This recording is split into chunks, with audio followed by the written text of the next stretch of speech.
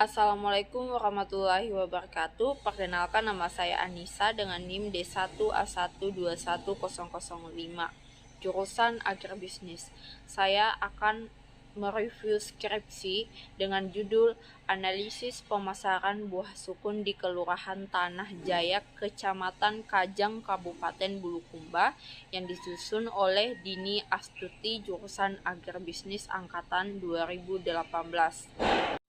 Untuk memenuhi tugas praktikum mata kuliah metodologi penelitian pertanian. Langsung saja, yang pertama adalah judul. Dengan judul Analisis Pemasaran Buah Sukun di Kelurahan Tanah Jaya, Kecamatan Kajang, Kabupaten Bulukumba.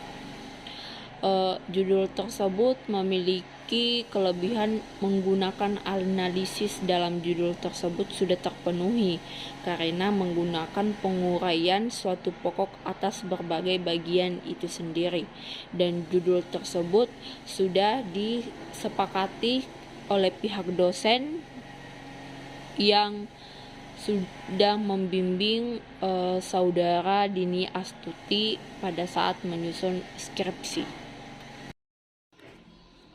Abstrak yang ditulis oleh penulis dalam skripsi tersebut sudah memenuhi panduan cara menyusun skripsi di Fakultas Pertanian dengan latar belakang atau pengertian dari sukun tersebut serta manfaat dan metode yang digunakan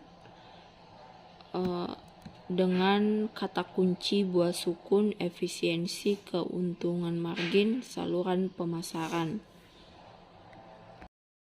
Selanjutnya adalah bab pendahuluan. Yang pertama adalah latar belakang. Latar belakangnya, penulisan tersebut menulis isi dan menyusun kata-kata dari latar belakang sudah cukup baik karena penulis sudah memaparkan penjelasan dari pengertian buah sukun, budidaya dan varietas buah sukun serta sistem pemasarannya. Tetapi ada kekurangan dari penulisan kata yang kurang tepat. Itu saja. Yang kedua adalah rumusan masalah. Rumusan masalahnya adalah perumusan masalah dirumuskan permasalahan apa saja yang diteliti pada skripsi tersebut dengan menggunakan tanda tanya tanpa spasi dari kata sebelumnya. Selanjutnya, tujuan penelitian. Tujuan penelitian ini memiliki manfaat dari penelitian dituliskan dengan sangat baik sehingga pembaca dapat mengetahui tujuan dan kegunaan pada skripsi tersebut. Selanjutnya adalah bab 2, tinjauan pustaka. Tinjauan pustaka memiliki beberapa poin. Yang pertama adalah deskripsi teori. Deskripsi teori ini penulis menyebutkan deskripsi teori-teori apa saja yang dicantumkan dalam skripsi tersebut. Yang kedua adalah pemasaran. Penulis memaparkan pengertian dari pemasaran dan kegiatan pemasaran dengan jelas dan terperinci, serta penjelasan dari beberapa para ahli yang dicantumkan di dalam skripsi tersebut. Yang ketiga adalah saluran pemasaran. Saluran pemasaran tersebut penulis menjelaskan pengertian saluran pemasaran dengan jelas dan bahasa asing dituliskan dengan huruf miring. Yang keempat adalah margin pemasaran. Penulis menjelaskan beberapa pengertian margin pemasaran dari penjelasan beberapa pendapat para ahli. Yang kelima adalah efisiensi pemasaran. Efisiensi pemasaran, penulis menjelaskan efisiensi pemasaran mencapai kepuasan konsumen dan harga yang diterima produsen, serta efisiensi menjadi elemen penting untuk mencapai keberhasilan dalam kegiatan pemasaran. Yang keenam adalah penelitian terdahulu. Penelitian terdahulu ini penulis telah memaparkan teori-teori apa saja pada peneliti terdahulu. Penulis mengambil referensi dari penelitian terdahulu dan dikembangkan pada penelitiannya. Dan hal ini juga penulis untuk membandingkan hasil yang didapatkan pada penelitiannya. Yang ketujuh adalah kerangka pikir penelitian. Penulis sudah memaparkan apa yang akan menjadi rumusan-rumusan masalah pada penelitian ini. Penulis telah merangkum pokok-pokok pembahasan yang akan disajikan saat penelitiannya sendiri.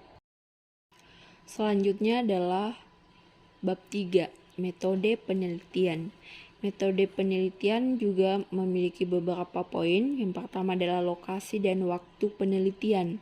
Lokasinya itu penulis mencantumkan lokasi dan waktu penelitian dengan lengkap serta penentuan dan pertimbangan lokasi yang dipilih. Yang kedua adalah populasi dan sampel. Populasi dan sampel penelitian menggunakan metode sampling jenuh atau sensus dan snowball sampling serta tulisan Latin dimiringkan. Ketiga adalah jenis dan sumber data. Data yang digunakan dalam penelitian ini terbagi menjadi dua, yaitu data primer dan sekunder. Yang keempat adalah teknik pengumpulan data. Dalam penelitian ini, penulis menggunakan dua variabel, yaitu identitas responden dan karakter pemasaran sukun di wilayah tersebut. Yang keenam adalah definisi operasional. Definisi operasional dalam penelitian ini sudah cukup baik karena peneliti sudah menjelaskan arti dari setiap variabel. Yang ketujuh adalah analisis data. Penulis menggunakan jenis analisis data kualitatif dan kuantitatif. Selanjutnya adalah bab 4, hasil dan pembahasan. Yang pertama adalah gambaran umum lokasi penelitian. Penulis menguraikan gambaran umum lokasi penelitian mencakup letak geografis dan luas wilayah, keadaan iklim, serta penduduk, tingkat pendidikan dan mata pencaharian. Yang kedua adalah margin pemasaran pada setiap saluran. Penulis menjelaskan beberapa kegunaan margin serta persentase pemasaran sukun di Kabupaten Bulukumba. Yang ketiga adalah efisiensi ekonomis pemasaran sukun. Penulis menjelaskan beberapa penjelasan para ahli dan efisiensi ekonomi pemasaran sukun menggunakan 3 saluran yang dibandingkan dalam mengetahui efisiensi pemasaran sukun.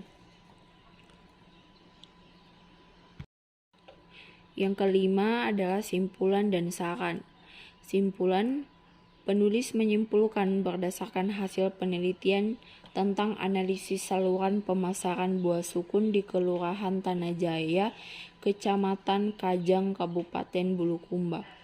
Besarnya margin pemasaran dan tingkat efisiensi pemasaran. Sarannya, penulis memberi saran cukup jelas kepada pemerintah, petani sukun, dan peneliti selanjutnya. Dan yang terakhir adalah daftar pustaka. Penulis sudah menulis daftar pustakanya dengan baik dan benar, dengan mencantumkan penulisan nama, tahun, judul, dan penggunaan tanda baca sesuai dengan EYD dengan benar. Ya, itulah tadi review skripsi yang saya jelaskan. Sekian dari saya. Assalamualaikum warahmatullahi wabarakatuh.